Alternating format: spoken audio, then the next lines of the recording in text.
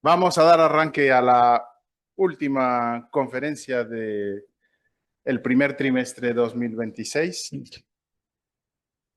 Con el gusto de tener a Mario Sánchez con nosotros como conferenciante. Decíamos hace unos minutos que siempre dejamos lo mejor para el final.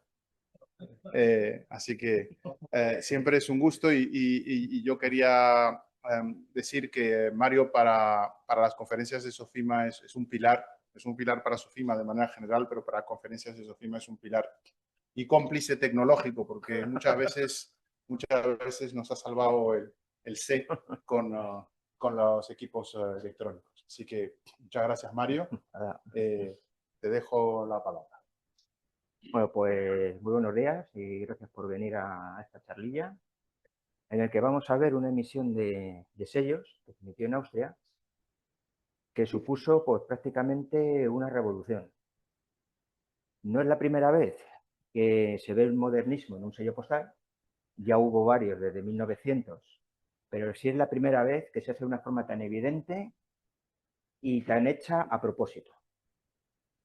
El plan que vamos a seguir va a ser, pues esto que estamos viendo, primero un pequeño contexto histórico para ubicarnos en el espacio histórico donde estamos, el motivo por el que se hizo la emisión, que es el jubileo de 1908, vamos a ver la emisión ya en sí, qué uso tuvo, una reimpresión que tuvo en 1913, qué protagonistas tuvo, vamos a ver los sellos uno a uno, unas emisiones para unas oficinas austriacas que había en el Imperio Otomano, unos enteros y unas tarjetas postales que se hicieron aprovechando el aniversario, y dos emisiones, una por el 80 cumpleaños del emperador y una benéfica en 1914, que se reaprovechó el diseño, y unos homenajes posteriores que se hicieron para esta emisión. Allí vemos uno de los monogramas que tuvo Francisco José I, que es de más o menos de la época en la que se hizo el aniversario. Vamos a ver un poco de contexto histórico, pues Francisco I de Austria muere el 2 de marzo de 1835 y le sucede su hijo Fernando I. Francisco I fue realmente Francisco II del Sacro Imperio, que disolvió el imperio para evitar que cayera en manos de Napoleón, se quedó el imperio austriaco y tuvo que empezar otra vez el numeral, por lo tanto pasó a ser Francisco I. Fernando I tenía grandes problemas de salud, tenía hidrocefalia, problemas mentales y estaba claro que no podría llevar a cabo un gobierno como era el imperio austriaco.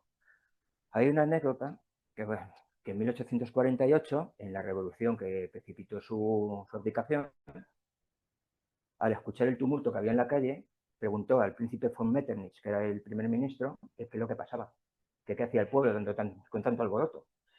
Metternich, con toda la franqueza del mundo, le dijo: Majestad, están haciendo la revolución. Y Fernando I le miró y le dijo: vale, pero ¿tienen permiso? Una idea de cómo era él. Pues después de la revolución y fue forzado a abdicar, la corona debía pasar a su hermano Francisco Carlos. Pero él también tenía un carácter muy débil, no se veía en esas tareas, por lo cual el heredero real, del que ya se tenía en mente que podría ser el próximo emperador, era su hijo Francisco José. Aquí tenemos una foto familiar de aquella época. Este hombre del sombrero es el archiduque Francisco Carlos. Ella es Sofía de Baviera, su mujer.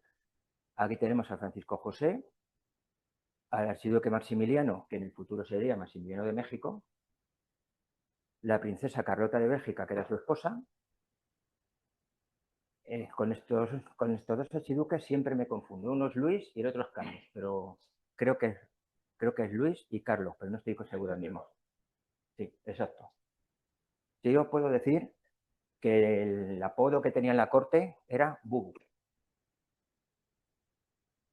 Y aquí tenemos a la emperatriz Isabel, así sí, con el archiduque Rodolfo, el que debía haber sido el próximo emperador, y la archiduquesa Gisela, dos de sus hijos. Este es un mapa del Imperio Austrohúngaro en 1907, más o menos pues, un año antes de la época del jubileo. Es para dar una idea de la extensión que tenía el imperio en ese momento. Pues en 1908, en un momento en el que la situación política del imperio era muy inestable, era pues, prácticamente un gigante con pies de barro, Francisco José I celebra el 60 aniversario de su coronación. Se hicieron muchos festejos, entre ellos varios desfiles en la Ringstrasse de Viena. Los desfiles incluyeron vestidos tradicionales de las diversas partes del imperio y uniformes históricos. Por ejemplo, este que estamos viendo, que es de la época de Carlos VI y del Sacro Imperio.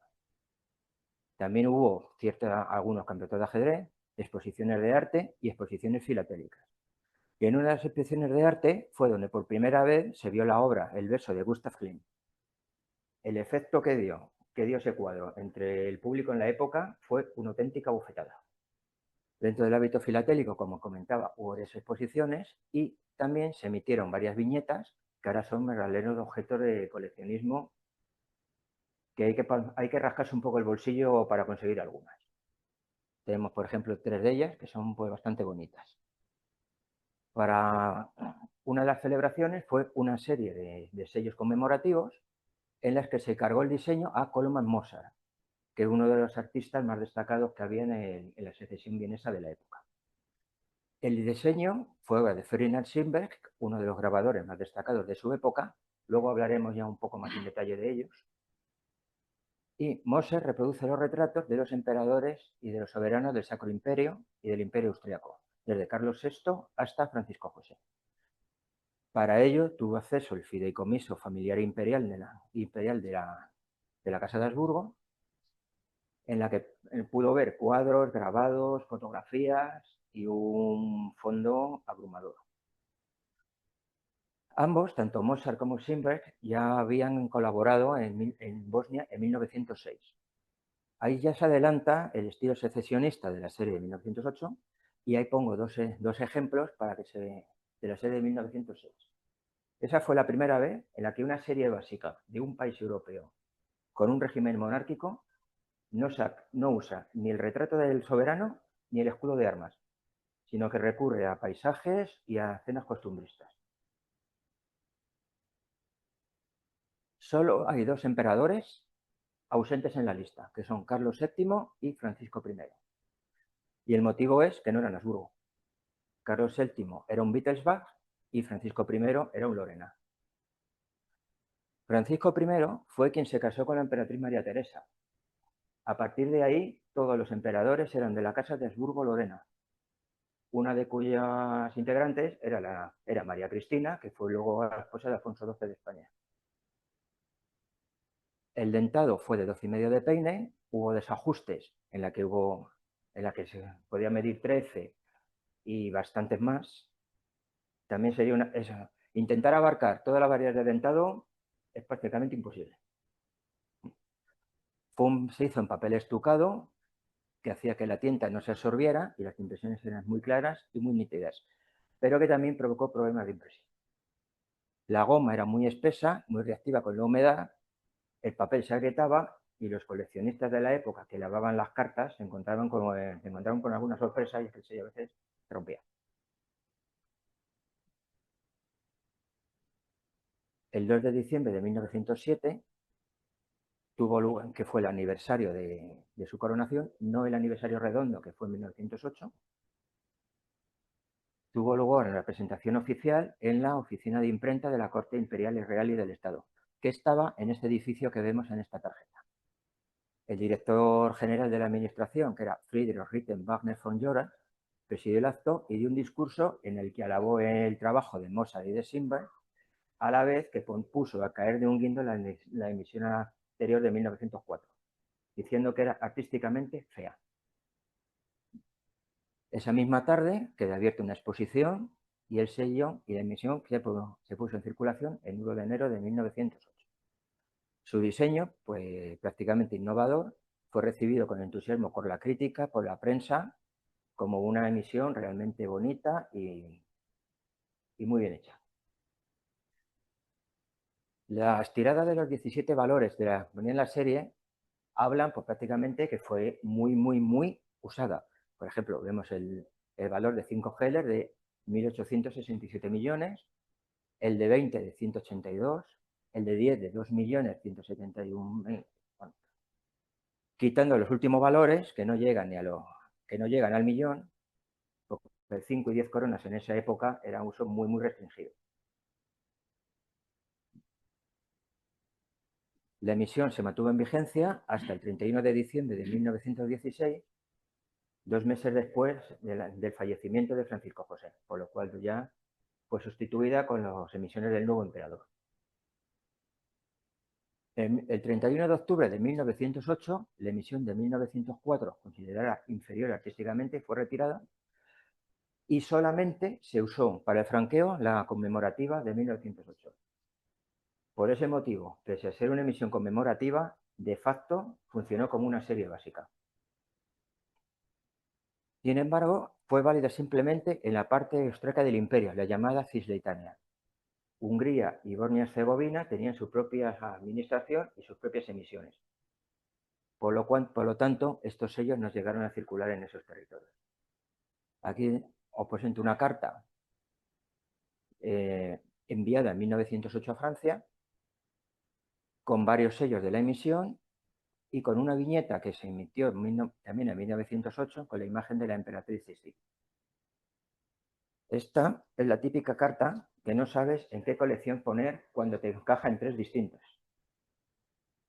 Es de ferrocarriles, es de una emisión modernista y tiene viñetas modernistas. Por lo cual me encaja en 3 colecciones y no sé en cuál ponerla.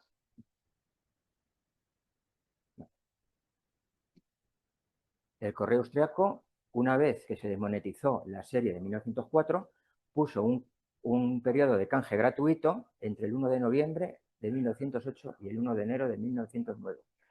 Pasado ese plazo, el canje tenía una tasa de 1 Heller por sello. En ese periodo, pues hubo cartas en las que ambas emisiones coexistieron. Por ejemplo, esta que vemos en vez de Inglaterra, con un sello de 20 Heller de la emisión de 1904, complementada con uno de 5 Heller de la emisión conmemorativa de 1908. En 1913 se reimprimió en papel no estucado, lo que dio lugar a que la tinta sí se absorbiera mejor en el papel y no fuese de una impresión tan nítida. Aquí vemos el sello de 1908, en el que se ven las letras mucho más nítidas, que en el de 1913, que se ve que la tinta al absorber más se impregnó más en el papel y la impresión quedó mucho más diluida.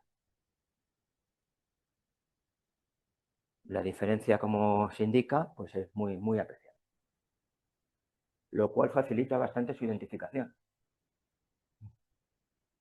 Vamos a ver los protagonistas de este mes. Dejando aparte a los emperadores representados desde Carlos VI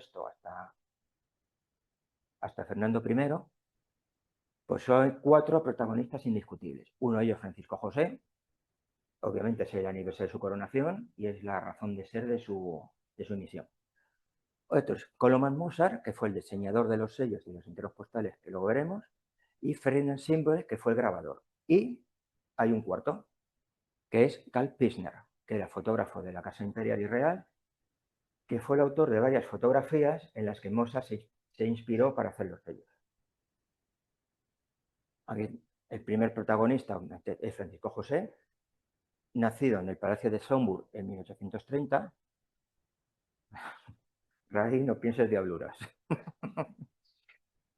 Era hijo del archiduque Carlos Alberto de Burgo-Lorena y de Sofía de Wittelsbach. Fue coronado emperador el 2 de diciembre de 1848 con apenas 18 años de edad. En 1854 contrajo matrimonio con su prima Isabel de Wittelsbach, más conocida como Sisi, con una S. Las 2 S vino de una de las películas de Romy Schneider de los años 50, y que en principio su mujer no iba a ser Sisi, iba a ser su hermana. Pero se quedó tan prendado de ella cuando la conoció que repudió a su hermana, se quedó con ella para disgusto de Sisi, que se pasó llorando toda la noche del disgusto que se llevó. Pero claro, al emperador no se le podía decir que no, así que tuvo que tragar. En 1867, el compromiso otorgado dio origen a la monarquía dual. Por lo tanto, el 8 de junio de ese año, la pareja imperial fue a Budapest y en Buda, que es una de las dos poblaciones que la forman, fueron coronados como reyes de Hungría. Aquí vemos una fotografía de Karl Pichner, del emperador. Pues no fue un reinado especialmente alegre, ya que tuvo bastantes tragedias. En 1889 fue la tragedia de Mayerling, donde apareció muerto su hijo, el archiduque Rodolfo, que iba a ser su sucesor al trono. Y en 1898, mientras paseaba en Ginebra, la emperatriz Isabel fue asesinada. Ambos hechos causaron un dolor muy profundo al emperador, aunque realmente ya estaban separados hace tiempo, pero él siempre tuvo mucho cariño y mucho amor por la emperatriz. Por si fuera poco, el 28 de junio de 1914, el archiduque Francisco Fernando, heredero al trono, es asesinado en Sarajevo. Un hecho que desencadenó la Primera Guerra Mundial y con ello el fin del imperio. Poner esta conferencia hoy, que es 28 de junio, ha sido casualidad. Me di cuenta preparándola, que coincidía en la fecha. El 21 de noviembre de 1916, con 86 años, una pulmonía quitó la vida al emperador en el Palacio de Sombro, donde había nacido. No pudo ver ni el final de la guerra ni el hundimiento del imperio. Su cuerpo reposa en la cripta de capuchinos de Viena, flanqueado por los sarcófagos de su esposa y de su hijo. El trono lo heredó un sobrino nieto, que era el archiduque Carlos, que reinó con el nombre de Carlos I. Los sellos, como dijimos, los hizo Koloman Mozart, que era uno de los artistas más reconocidos de su época. Se formó en la Academia de Viena, en la Escuela de Artes Aplicadas, llegó a ser profesor. Figura fundamental del secesionismo vienés, cofundó con el arquitecto Joseph Hoffmann los talleres de Viena, los Wiener Werkstätten. Después, por algunos motivos, se separó de ellos. Fue un pintor y diseñador en muchos objetos, muebles, cerámica, arte gráfica, billetes de banco, sellos. Hizo también en cristales, vasos, botellas, hizo de todo.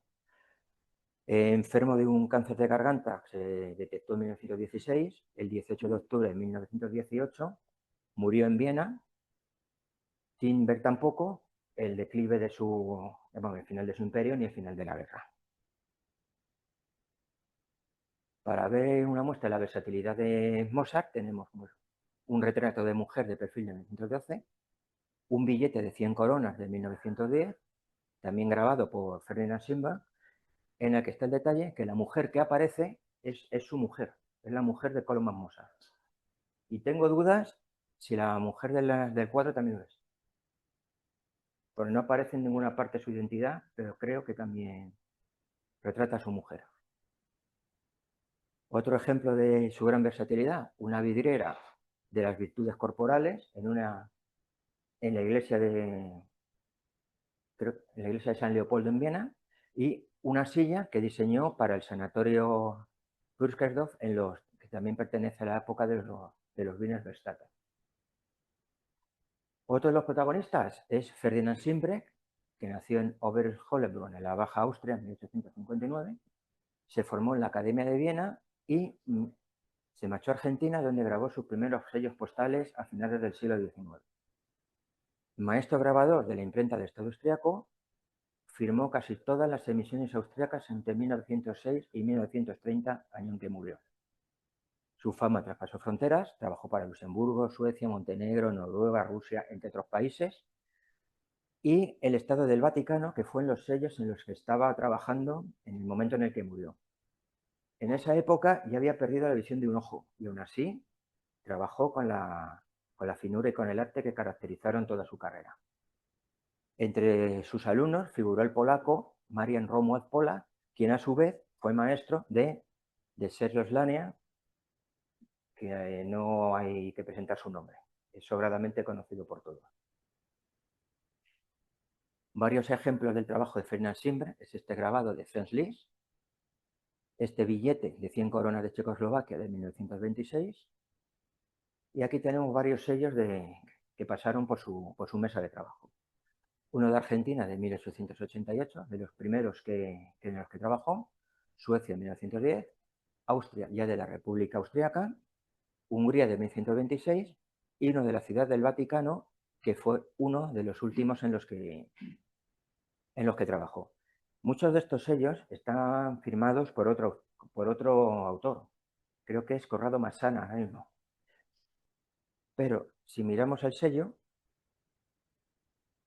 a ver si soy capaz, aquí prácticamente vemos la firma de Ferdinand Simbro. Por lo tanto, este sello inequívocamente es suyo. Y tenemos al cuarto protagonista, que es Karl Pissner. Nació en Brixen, en Prusia, en 1853. Comenzó con 11 años su carrera fotográfica como copista y retocador. Trabajó en Berlín, en San Petersburgo, Moscú y en Varsovia, hasta que se estableció en Austria. En 1893 fue nombrado fotógrafo de la Imperial y Real Casa y en 1896 fotógrafo de cámara de Francisco José I. Por lo tanto, pues su estudio pasó la florinata de la sociedad austrohúngara de la época. En 1909 fue nombrado consejero real, caballero del Orden Imperial de Francisco José, entre muchas otras, y el 25 de noviembre de 1927, acosado por grandes problemas económicos que causó la guerra y también por la caída del imperio, Pissner se suicidó en Viena. Varias muestras de su trabajo, pues un retrato del archiduque Francisco Fernando, un retrato de la escritora Berta von Suttner, que este mismo retrato fue la base de las monedas de 2 euros de Austria que hay ahora mismo en circulación. Y la emperatriz Zita de Borbón-Parma en 1911, cuando era una archiduquesa, por ser la esposa del emperador Carlos I, que fue sucesor de Francisco José. Y vamos a ver ya uno a uno los sellos que componen la emisión. El valor de un Heller reproduce a Carlos VI, en el que se basó en un retrato del emperador con el orden del taxón de oro de Jan Kupecki hacia 1720. Hay que advertir una cosa, muchos de los retratos y de las fuentes que aquí aparecen son posibles fuentes de inspiración, no la fuente fidedigna. El volumen de obras de arte a los que tuvo acceso Koloman Moser fue abismal.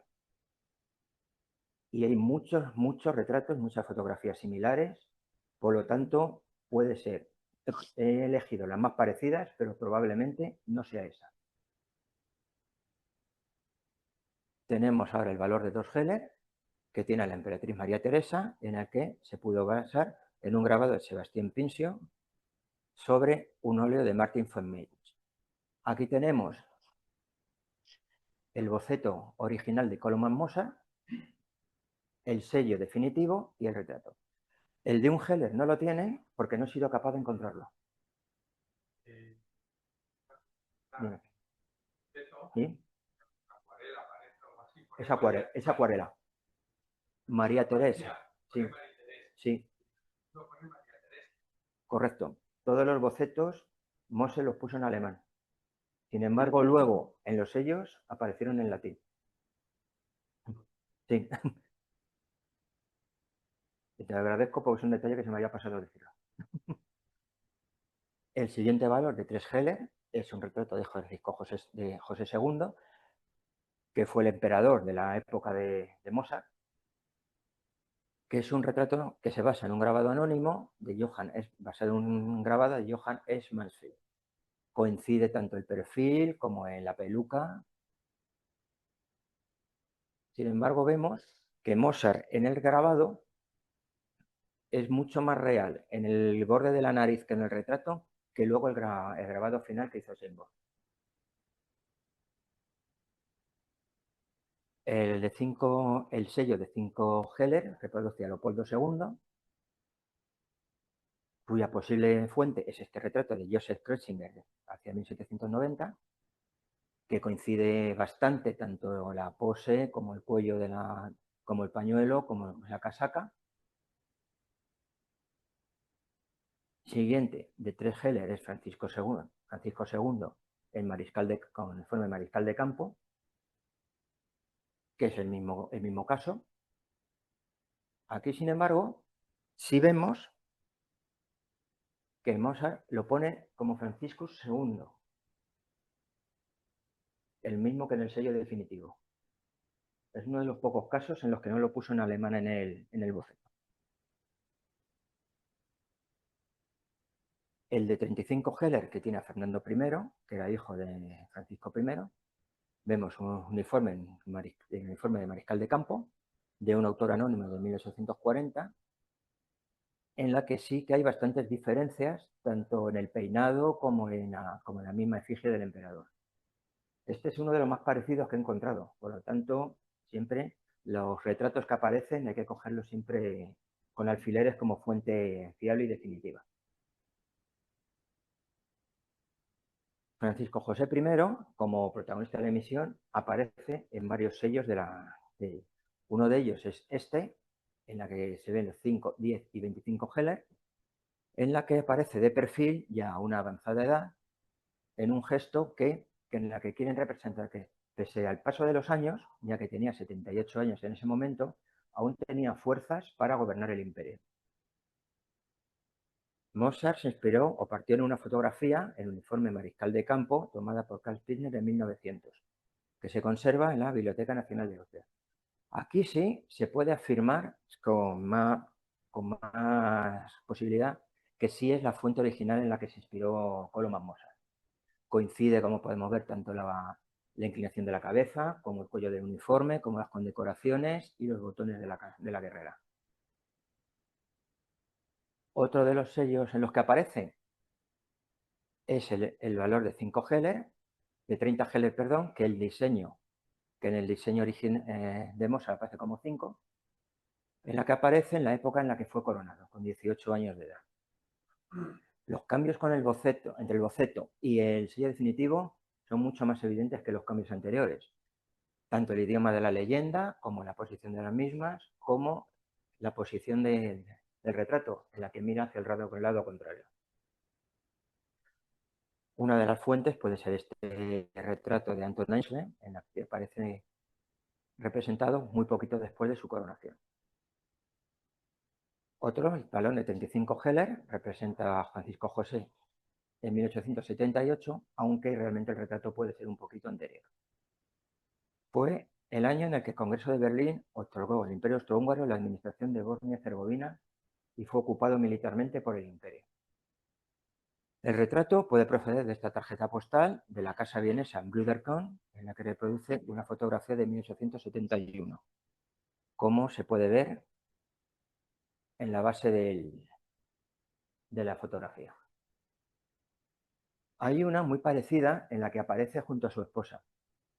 Sin embargo, creo que es más exacto este retrato que el de la fotografía. En los valores más altos, con este de 50 Heller, que ya tienen un formato algo diferente, Francisco José aparece vistiendo un uniforme de cal de campo en un retrato de 3/4, en la que probablemente parte de una fotografía de Carl Spitzner. Este valor, como veremos, se reimprimió en 1913 en un valor de 32 Heller.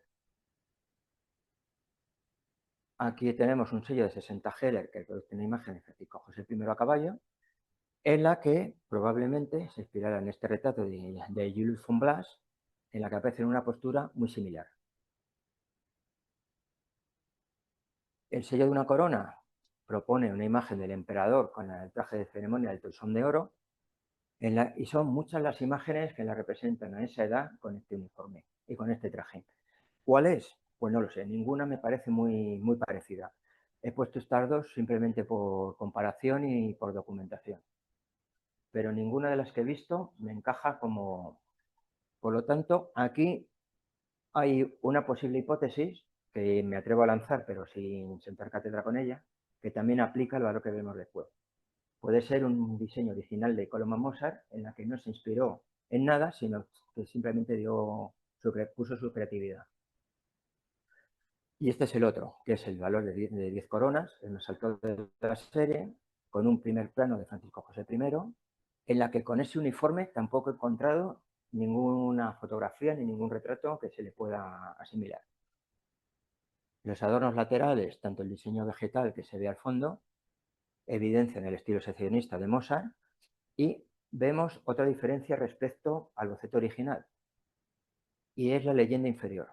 En el boceto leemos Osterreich Post recortado en dos líneas, mientras que en el sello vemos que Osterreich aparece en una y Post aparece en otra. Aparte que los motivos geométricos que lo rodean son diferentes. Ahora hay dos sellos en los que aparecen los dos palacios principales de Viena. Uno de ellos es el Palacio de Schönbrunn, en la que vemos los dos obeliscos que presiden la verja de acceso, y la Glorieta, que es un edificio neoclásico situado en los jardines del palacio. La perspectiva de este sello es una licencia creativa de Koloman Mozart. Desde ese punto de vista, la Glorieta no se ve tan nítidamente como se ve en el sello. Se puede ver un poquito de la parte de la parte superior, pero no se ve tan grande como se ve aquí. Vemos que en el boceto tenemos un valor de 5 coronas y en el sello apareció definitivamente como 2 coronas. Una curiosidad, porque el otro sello es al contrario. Y aquí vemos una imagen del Palacio de Schönbrunn, una fotografía de Johann Stoda, muy parecida a la del boceto y del sello definitivo, en la que vemos cómo la glorieta se intuye por ahí arriba, pero no se la ve tan nítidamente. Luego, el sello de 5 coronas, que vemos como es al contrario, el boceto aquí es de 2, pero luego se emitió con 5, se ve una imagen del patio del Palacio de Hofburg, en el que se puede inspirar en varias fotografías. Hay dos de Franz Antoine de 1870, que es una parte se ve la parte del edificio y en otra se ve la parte del otro del edificio anexo, con esa torrecilla y con la estatua. Sin embargo, hay otras fuentes en el Fideicomiso Familiar Imperial que pudieron servir también como fuente de inspiración. Una de ellas es esta, que coincide bastante con el diseño definitivo. Luego, en el Levante austriaco, en las oficinas que tenía el correo austríaco en el Imperio Otomano, se emitieron varias emisiones con las monedas locales. Una de ellas, del 15 de julio de 1908, en la que se usaron algunos sellos de jubileo con su valor en piastras y en paras. Se imprimió también en papel estucado, que fue un recurso fundamental para evitar confusiones con los sellos en Austria. Aquí vemos un mapa de las principales oficinas austríacas en el Imperio Otomano, y a la vez que se hizo en Austria, se reimprimió en 1913 en papel normal. A finales de ese año se reimprimió el valor de una piastra en azul marino, y en 1914 el sello de 20 paras se imprimió en carmín sobre papel rosa. El 30 de septiembre de 1914 se cerraron las oficinas, se retiraron los sellos y el 29 de octubre el Imperio Otomano entró en guerra. Aquí se ve un gráfico en la que, con los distintos valores, el color que se imprimió y el papel tintado en el que sale cada uno. El mismo día, el 15 de julio de 1908, se usaron los mismos diseños para el uso de la oficina austríaca en Creta y la zona de influencia francesa en francos y en céntimos. Constaba de 7 valores frente a los 9 que tenía la emisión en paras y se emplearon indistintamente en todas las oficinas del Levante austriaco. Si digo alguna burrada, corregidme. Vale. En 1914 se la imprimieron también en 10 céntimos y 25. Las emitían poco antes del cierre de las oficinas, pero son muy raros y requieren certificación por un experto. Esta emisión también se retiró el 30 de septiembre de 1914. Y aquí hay una relación de los valores, los colores y el papel en el que se imprimió. A la vez que los sellos, se imprimieron enteros postales y tarjetas postales conmemorativas del aniversario. Moser y Simbro fueron otra vez los responsables. Y en estas postales se ven dos vistas, una del Palacio de Schönbrunn, también con una vista en la que no se puede ver a simple vista, como se ve aquí, y el Palacio de Hofburg. El grabado que representa al emperador, también grabado aquí por Ferdinand Schimberg, procede de otro grabado. Esto es una auténtica obra de arte en la que se puede ver hasta el color de ojos del emperador y solo le falta respirar. Para mí, este grabado es una de las grandes obras de arte de las emisiones conmemorativas. Aquí le vemos el uniforme mariscal de campo cubierto con capote, y una de las fuentes en las que se pudieron inspirar es este grabado de William Unger, en la que aparece, pues vemos prácticamente la misma condecoración del Toisón de Oro, las mismas condecoraciones y esta orden de San Esteban que se reproduce porque se ve la doble cruz húngara. Se imprimió el valor de 5 geles, pero con el retrato correspondiente al emperador de 1648, y este matasello es circular, en la que por su diseño veo también la mano de Coloman Mozart detrás, porque tiene el estilo de la Wiener Werkstätte en todas partes. Hay una versión en la que para su emisión en Praga, en la que los palacios se sustituyen por el castillo de Karlstein, que tenemos aquí, y la catedral de Praga con el puente Carlos que tenemos en esta parte. Y aquí se me ha colado un aspa que no debería estar ahí, pero bueno. Sí. Es la misma. Yo creo que es tal cual. Aquí puede ser. Pues igual se hizo también.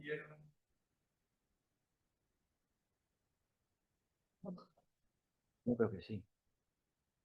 Sí, puede ser. Ah, sí, sí, sí, sí. Aquí tenemos la firma de Koloman Moser y la firma de Ferdinand Simbor. Simbor dijo una frase muy significativa acerca de los retratos de Francisco José I. Y es que le grabó tantas veces y trabajó tantas veces en los retratos de Francisco José I que conocía su cara más que la suya propia. ¿Sí? El valor de Praga tiene en la parte en el reverso el sello centrado y las leyendas están en alemán y en checo. No son los únicos casos. Los hay en alemán, en húngaro, en ruteno y en muchos más idiomas. En casi todos en los que el Imperio Austrohúngaro tenía jurisdicción y eran territorio del imperio y tenían un idioma propio, apareció leyendas en estos. No los pongo todos porque si no nos tiramos aquí todo el día. Hubo un tercer diseño que se rechazó, en la que se ve la corona austriaca, que pese a que se rechazó en ese momento, años después, en 1916, en la última serie básica en vida de Francisco José, Rudolf Jung, que fue quien los diseñó, no sé si lo reaprovechó, lo recuperó o fue una idea original de él, pero la corona vuelve a aparecer. La causa en la que esa emisión no la hizo Koloman Moser era porque ella estaba gravemente enfermo. Aparte de los enteros postales, se emitieron algunas tarjetas postales que son muy curiosas porque reproducen la serie completa de sellos junto a varios retratos del emperador. Esta es de mi colección, esta no.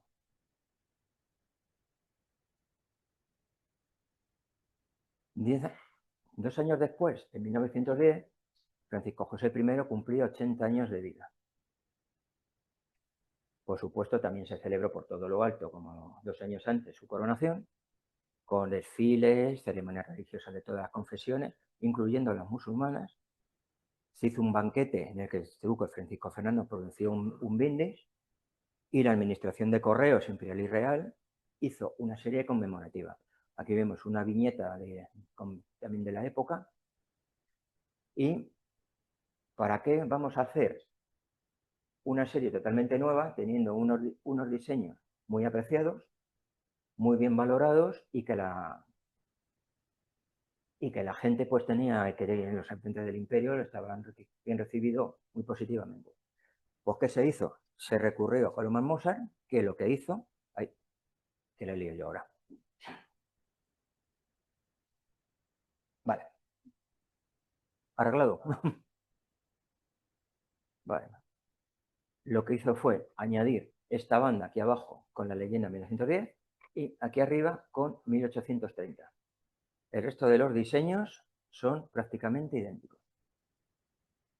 Se puso en circulación el 18 de agosto de 1910 y solo estuvo vigente hasta el 31 de diciembre de ese mismo año, apenas 4 meses y medio. Por lo tanto, son sellos que alcanzan bastante valor en el mercado ahora mismo. Hubo una oficina del Destacamento de Marina en Pekín que puso sellos de esta serie en venta.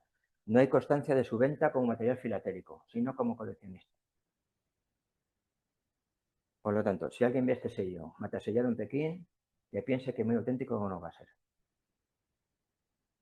Las tiradas de esta serie de 1910 son muy bajas comparadas con las de 1908. Quitando el 5G, el que supera los 6 millones, el resto no llega al millón.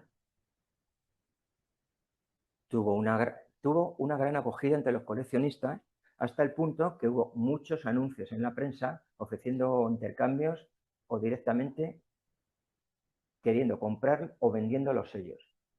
Una vez ya desmonetizado, todavía siguieron y algunos incluso añadían la palabra urgente. Necesito comprar urgentemente, necesito vender urgentemente. La brevedad de su vigencia y las reducidas tiradas explican el alto valor que hoy se da, sobre todo en los valores más escasos. Los de 2, 5 y 10 coronas, que son 28.000, 27.000 y 26.000 cada uno respectivamente. En 1914, el 28 de junio, el archiduque Francisco Fernando, durante una visita en Sarajevo, es asesinado y un mes después estalla la Primera Guerra Mundial. Los gastos del conflicto obligaron a los países a buscar fuentes de financiación. Entre ellos estaba el correo y se hizo una serie de sellos con una sobretasa benéfica. Para ello se emitieron 2 valores de 5 y 10 geles con una sobretasa de 2 destinada íntegramente a viudas y huérfanos de guerra. Una vez más, se reaprovechó el retrato del valor de la serie de 1908, en la que se modificó la parte inferior y se metió esta parte con la leyenda de 1914. Fueron disponibles desde el 4 de octubre de ese mismo año, pero la premura en su impresión provocó que llegara en cantidades muy limitadas, lo que provocó un desabastecimiento por su gran popularidad filatélica. La gente lo compraba para coleccionarlos, más que para enviarlos. Permanecieron en vivo hasta el 30 de junio de 1915, en las que se sustituyó por una nueva serie, también grabada por Simberg y diseñada por Moser, en la que los diseños fueron ya motivos bélicos, eran aviones de guerra, cañones. Hubo homenajes posteriores, ya del correo austriaco. Por ejemplo, en 2016 tenemos este con motivo del centenario de la muerte de Francisco José, en la que se reaprovechó el diseño de 10 coronas de 1910. Su autor fue David Gruber, en la que reaprovechó todo el diseño, pero cambió el nombre del país, obviamente, ya no era el imperio, y la parte de Kaiserliche Österreich apareció como Kaiser Franz Joseph en 1830-1916. Son céntimos de euro. Sí. En esa emisión ya son céntimos de euro. 2016.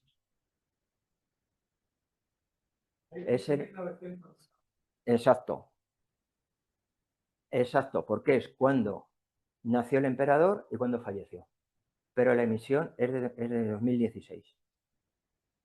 En 2022, una hoja bokeh diseñada por Anita Kerr homenajeó la serie de 1908, reproduciendo de nuevo ese de 10 coronas y el de 2 Heller con la emperatriz María Teresa. Esto forma parte de una serie en la que se reproducen varias emisiones a lo largo de la época del Imperio Austriaco, tanto de la primera emisión hasta ya los años 30 y los años 40. En 2022 le tocó el turno a la emisión de 1908 y se eligieron estos 2 sellos como representación. En 2022, de nuevo, para el día del sello se aprovechó y se puso el sello de 30 Heller con el retrato de 1848. También es obra de Anita Kerr. Tiene un facial de 3,50 euros con un recargo de 1,75. Y aparece también uno de los primeros vehículos eléctricos que tuvo el Correo Austriaco. Y dime.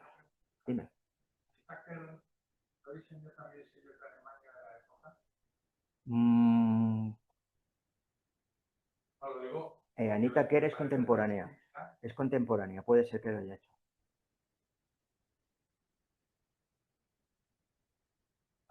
Probablemente.